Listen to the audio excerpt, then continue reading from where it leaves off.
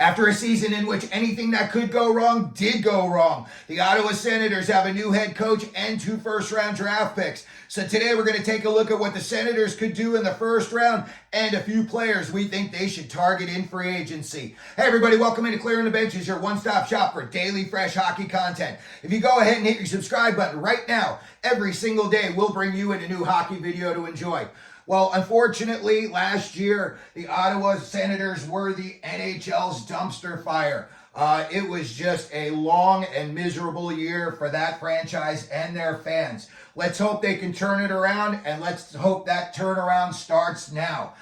Their general manager is 50 years old, Steve Staios. He played 1,001 NHL games. He had 220 points, but a very busy 1,322 penalty minutes. Gives me a little idea of what kind of player he may be looking for when, free agency and draft time come.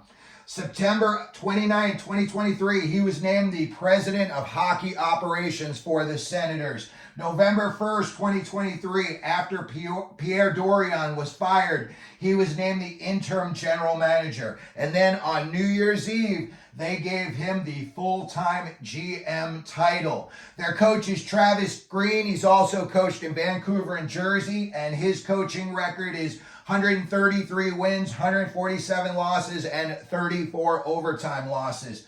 When we look at the number 7 overall picks in NHL history, the number 1 guy on the list is Bernie Federko. He had 1,130 points in the NHL. And then you had 2 other guys who were very successful. Shane Doan, 972 points. And Jason Arnott, 938 points. And both Doan and Arnott had over 1,000 career penalty minutes. Some other guys who went number 7, Bill Barber, Ken Linseman, the original Rat. Go back and look up stuff about Kenny Linseman. Jacob Voracek, Russ Courtnall, Ryan Suter, Ulf Delen, Kyle Okposo, Mark Scheifele, Jeff Skinner, Nazem Kadri, Daryl Sador. You want a guy who could run your power play? That's the guy right there. Doug Riseborough, Mark Hunter, Clayton Keller, Quinn Hughes, Matt Dumba, Darnell Nurse, and Chicago Blackhawks head coach Luke Richardson was taken in the number 7 slot in the first round. When we look at the recent number 7s in the NHL, 2019, Dylan Cousins. 2020 was Alexander Holtz to the New Jersey Devils. 2021, William Eklund. 2022, the Blackhawks took Kevin Korchinski, and last year the Flyers took Matvei Michkov.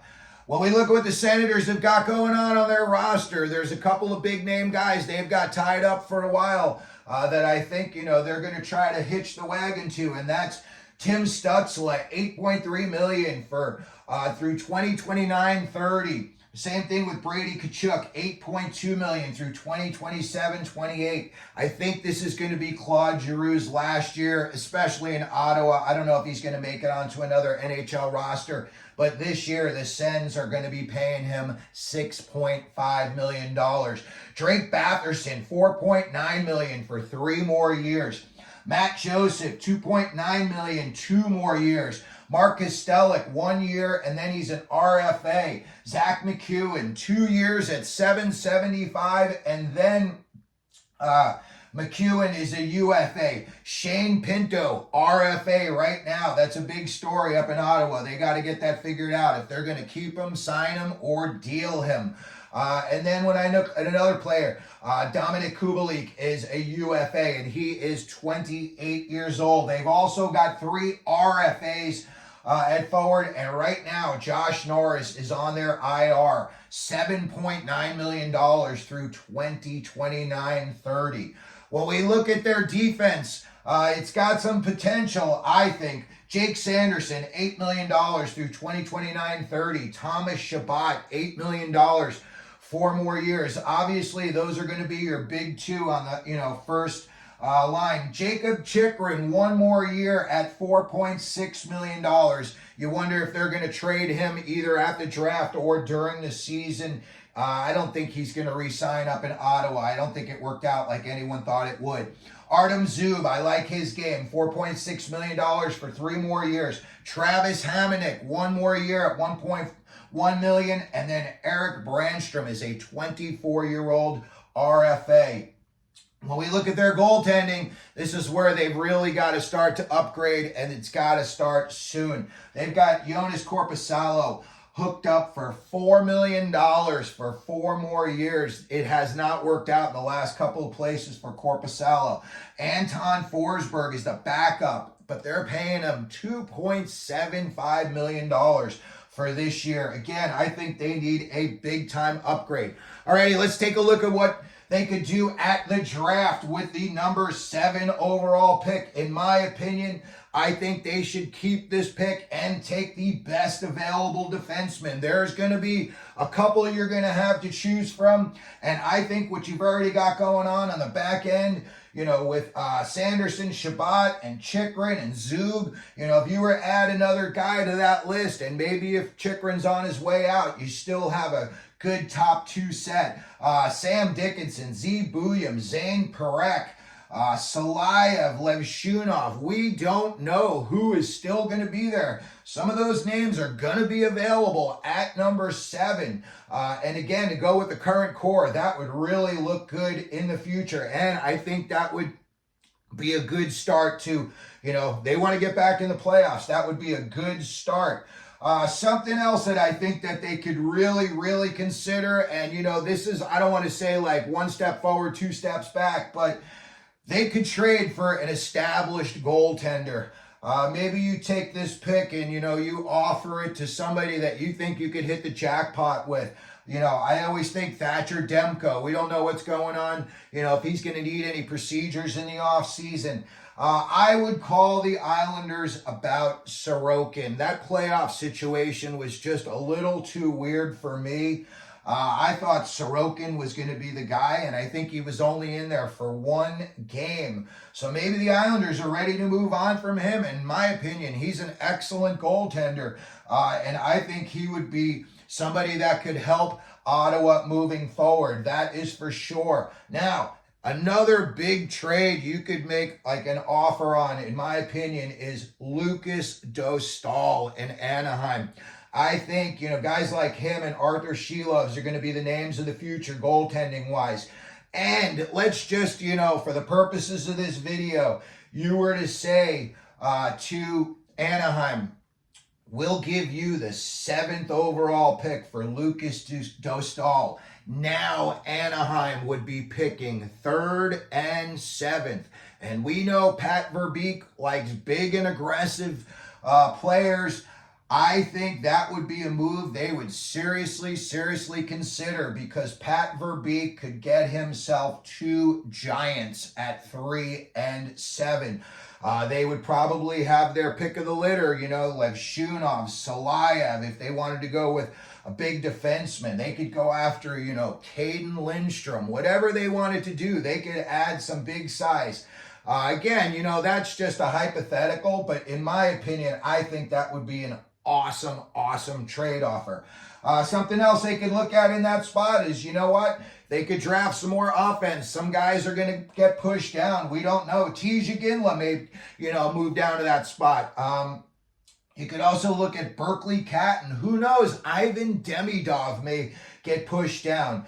Cole Iserman, there's a very good chance that he will be there at the number 7 selection. So you could always, you know, go after a sniper in that situation. Now, the other thing you could do is, let's say that some of the big names have dropped down and they're still available, and you know some teams picking behind you, maybe chomping at the bit to get their hands on those guys.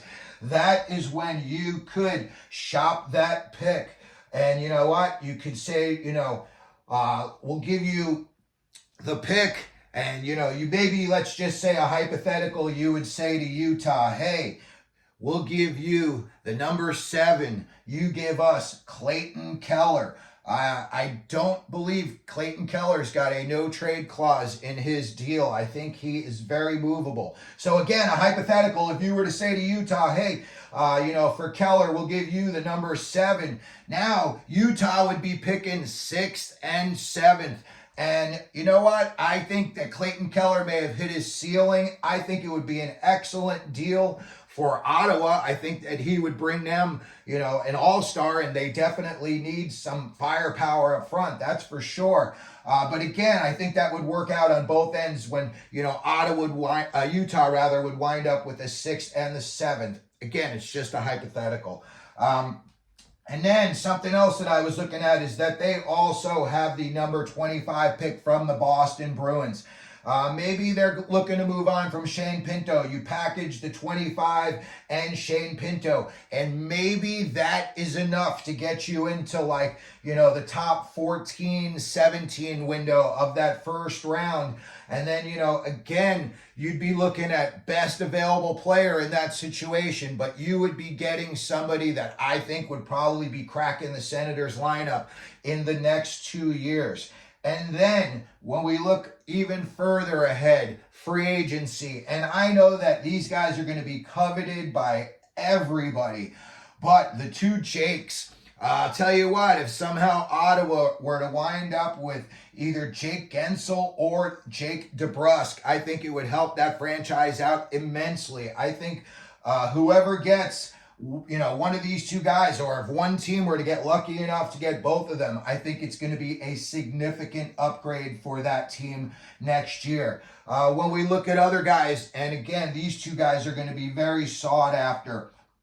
I'm talking about Ryan Lindgren of the New York Rangers and Philip Hronek. They are both only 26 years old. I know that Lindgren's a little banged up because of the way, he plays and he gives up his body. But I think he's got some years left in him.